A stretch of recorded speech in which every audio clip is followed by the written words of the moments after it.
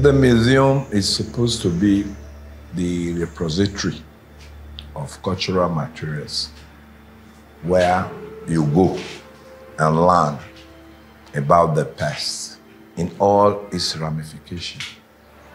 But the Benin worldview of the museum is the shrines, the altars dedicated to our ancestors in every home, including the great palace of the king and the great homes of the Enigi.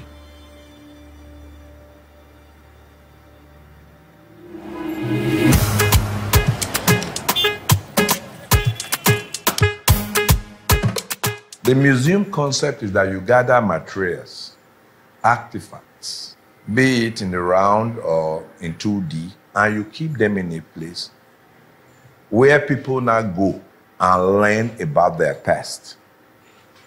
It's from the Greek word, the muse. The three muses were three Greek goddesses who were the repository of the knowledge of the past.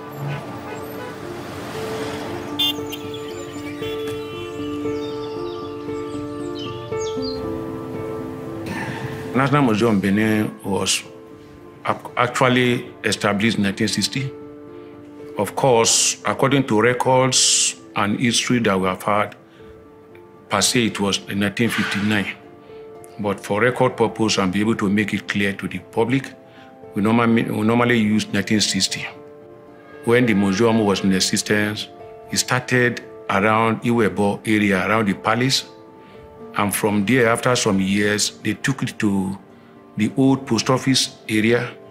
It was 1973, during the time of Samuel Osakpolor, when he was the Midwestern region, Midwestern governor, as the case may be.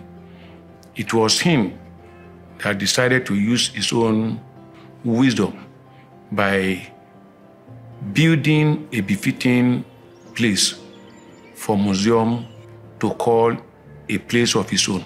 The National Museum means a lot to me in the sense that growing up, a lot of our history is in segments, do you get? The National Museum was the first place I got to when I came to Benin, where I could see the full timeline of my people, from prehistoric times, from the times when they had an identity, to the times when they have taken up other cultures. It's the first point where everything I could finally see the big picture of everything. And it was very eye-opening for me. I went to the museum the first time in my life when I was just 9, on my own. But prior to that time, I've gone in excursions, right from primary 3. We pick a day once a year, we go to the museum, where the curator will take us around and make us understand who we are. The system of museum, the function of museum is to collect, preserve, research, educate. Benin Museum have been following that function. Our primary duty is to see how we'll be able to preserve, and we have been doing that, making it known to the public, to people come here, different schools, universities, secondary schools, individuals within and outside the country. They come here for one research or the other. It could be on a particular object, it could be on the culture of Benin, and one thing or another. People who go to the museum are actually children from schools. Public schools, very few public schools have the means. Private schools, they pay for the excursion, they take the children there, they take them around. The children come out, they've seen artworks. How much they imbibe, I can't tell. But that the fact that they are taken there to see objects that goes back 500-600 years, you give some of them a concept of deep pride. Like I said, if you don't know where you are coming from, you can't know where you are. And if you don't know where you are, you can't know where you're going. Benin's cultural heritage can preserve through the museum's exhibition programs by having more synergy with the center of the culture, which is the Oba's Palace. That is one. Number 2, it doesn't need to necessarily, the program doesn't need to be not necessarily be at the National Museum. We could have more museum-like attached programs in different spaces within Benin, in different youth spaces within Benin, that will enable more people to have an idea or more people to get involved. Do you get? That is one. Then, secondly, like I said earlier, if you could have more online presence for the museum, its artifacts, the ideas, if at least at the basics, some form of e-museum that would serve as a pretext for you to come to the National Museum. For example, now we can go to a community in Benin and we could have a program showcasing the history of that community. You see that more people will be like, okay, wow, I didn't know this before. And you will draw more attention towards history, the artifacts, and whatever you want to draw attention to. Of course, no museum cannot stand alone. It must collaborate with the community. Different set of people. We collaborate with them to see how we'll be able to continue to preserve this, our cultural heritage. We have what we even call moat. Our work happen not to be only inside. We have some that we cannot carry, which has to do with monuments. And we have some departments here that they are the one going around to give us the feedback. And we cannot get the feedback unless the community to be free to give us information. At times, something will happen somewhere, the community people that will call our attention for us to now know what is actually happening in such area. And we go to that place and do whatever we can do. The Museum of West African Art is a recent initiative that's being undertaken by a private nonprofit. Really, it emerged in response to growing concerns around the deficit of museum infrastructure in Nigeria, and really as a result of a concerted effort from institutions around the world and African governments and community-based organizations to really propel the restitution effort into a reality.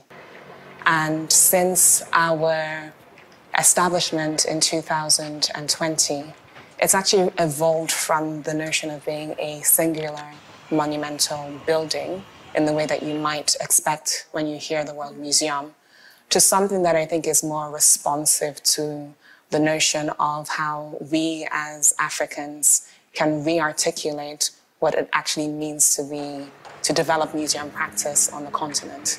MOWAA exists really to support other museums and other creative and cultural institutions to achieve their own missions and to expand their agenda to the extent that we can be of support. And whether this is through training, providing opportunities for residencies, for fellowships around conservation practice, whether it's providing art storage and collections management support to them, or in enabling them to also host their curatorial and exhibition programs. The whole essence of this is to really amplify what African institutions are capable of. In addition, we have been quite keen to establish heritage management standards that can be replicable and that can also help to preserve and protect the heritage, the material heritage that currently still exists in Benin City.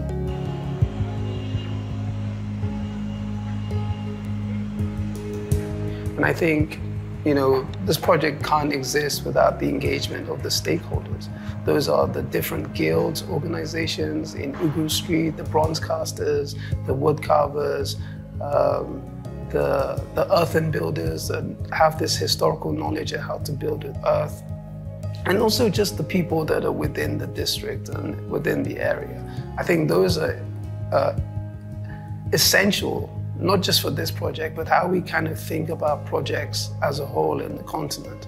I think this relationship between the community, this relationship between artisans, this relationship between our cultural heritage that is living and being practiced, and how to integrate that into building projects like this is essential, and the only way that it can be done for it to be successful and sustainable. What we're trying to do is ensure that when you come and you visit a place like Benin City, you are aware that there were builders, there were engineers, there were artists, there were doctors, whatever qualifications that are part of any kind of formal civilization, you had them represented and thriving in these societies. So the Benin Initiative, they are doing a great work. I want to also thank the other part of the world that have agreed to collaborate with them just to see how the culture, particularly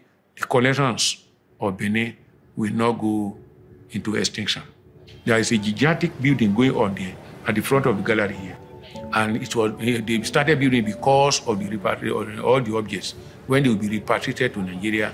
And that is where they are going to store them, keep them, so that it's not an easy task for anybody to go there and you say you want to take any aspect. So Museum Nigeria, and particularly the federal government, particularly with the help of our Director General, they have done much to see how we'll be able to preserve these collections when they come in addition to all the one we have before the repatriated one start coming to the country. One of the really interesting things that we're seeing in Benin City right now is just the transformation of the museum landscape. Here before MOWAA, you had the National Museum, of course, but we are also now seeing MOWAA coming up and the Royal Palace Museum as well. So I think what could eventually happen is integrated programming, being able to provide for support in terms of conservation practice or research. Ultimately, we are opening up a space that can support other cultural institutions. And I think it's a really great way of demonstrating how Benin as a city, but also the Edo people are really at the crux of what is happening in museum development on the continent. I want to also thank the other part of the world that have agreed to collaborate with them just to see how the culture, particularly the collections of Benin, will not go into extinction. To know your future, you need to know your past. You can't thrive in a space where you don't know your identity. And the getting the objects back or our artifacts is key to understanding who we were and rewriting our history and putting us back on a course chart of progression.